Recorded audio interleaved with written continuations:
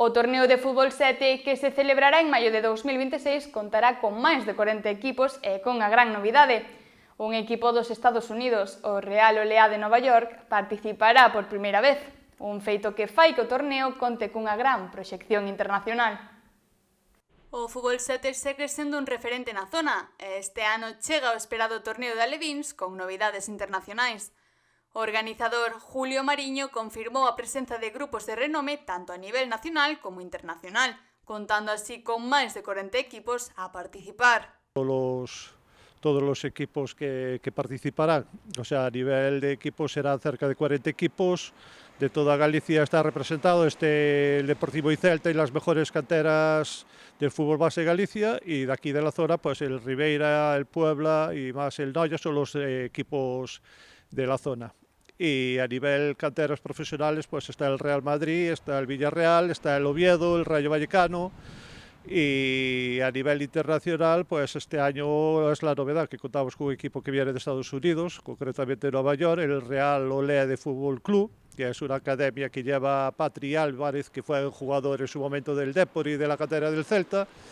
Y después de 2 meses de hablar, pues estos días ya me confirmó que venían. Vendrán una semana antes del torneo para aprovechar el viaje y concertaremos algunos partiditos amistosos y todo. Entre os equipos confirmados tamén figuran os grandes de Portugal, como Porto, Benfica e Sporting de Lisboa.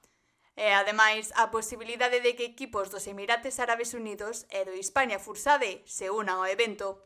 Si se confirman estos dos, el grado de internacionalidad pues ya lo teníamos con las canteras de Portugal y de Francia, pero ya el equipo este de Estados Unidos, si se confirma el equipo de Emiratos Árabes, pues ya sería cruzar el charco y con Asia también. Y bueno, es un torneo de que desde el 2018 que empezamos, pues no paró de crecer.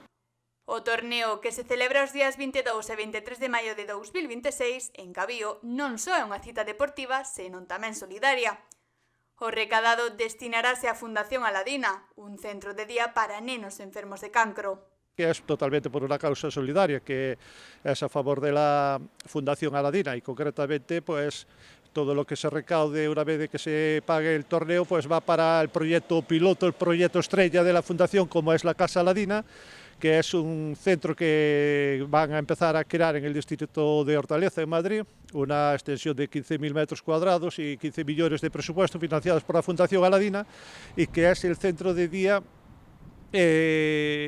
donde los niños enfermos de cáncer pues van a estar tratados, y es el único centro en España que va a estar destinado a los niños enfermos de cáncer y a sus familiares, para que actividades de que puedan hacer actividades y para su bienestar emocional, como terapia con perros, parques, habitaciones concretas, salas de animación, cosas que sería imposible en un hospital, pues sería el primer centro oncológico o de día precisamente para niños enfermos de cáncer, y es el proyecto para donde irá esta colaboración. En termos de xogo, cabe resaltar que nos equipos profesionais de Alevíns competirán os xogadores de primeiro ano, mentres que no resto de equipos poderán xogar tanto de primeiro como de segundo ano. Ademais, Julio Mariño destaca o apoio do Concello da Pobra do Caramiñal, da Xunta de Galicia e de numerosas empresas locais que fan posible este torneo, que se espera que atraia a máis de 1.200 nenos e case 4.000 persoas entre familiares e acompañantes.